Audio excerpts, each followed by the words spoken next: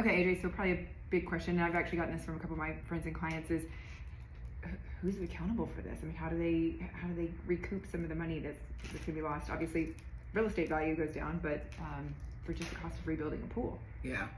Well, I've been in this lawsuit now for going on a year. So no one is really truly holding themselves accountable. Mm-hmm. The pool builders feel terrible, most of them, obviously. They didn't mean to do this, obviously. Right. It killed their businesses. Mm-hmm. If you need to get to the point where you're, getting into litigation, the number one thing is to, get started on it right away.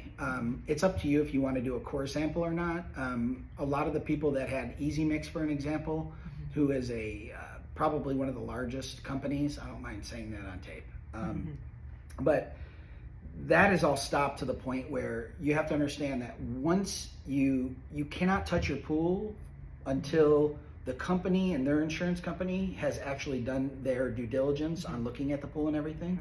So there's people like, well, what can I do for short-term fixes and all these kind of things? And honestly, that could take you out of the lawsuit, right? So you want to be really careful. There's a lot of people out there that are snake oil salesmen that are telling you they can fix it. You can't. We haven't found anyone that can.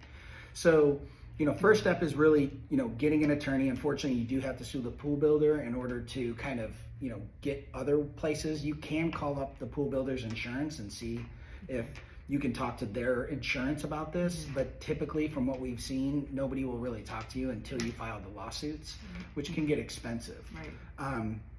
But, it's definitely starting with your pool builder first.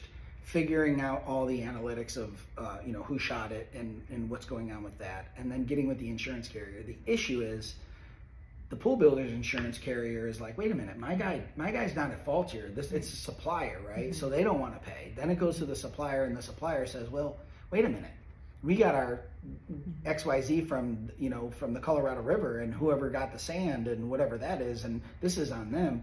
So right now the judge for one of the M-laws or whatever is basically stopped everything, and every month they have a new talk, but they had to get all these attorneys together to try to get it all into one document so that everybody has the same rules going forward. So we really have just seen kind of a stalemate right now from all that angle, and it's just, we're learning as we go, and I do unfortunately think we're like at the tip of the iceberg.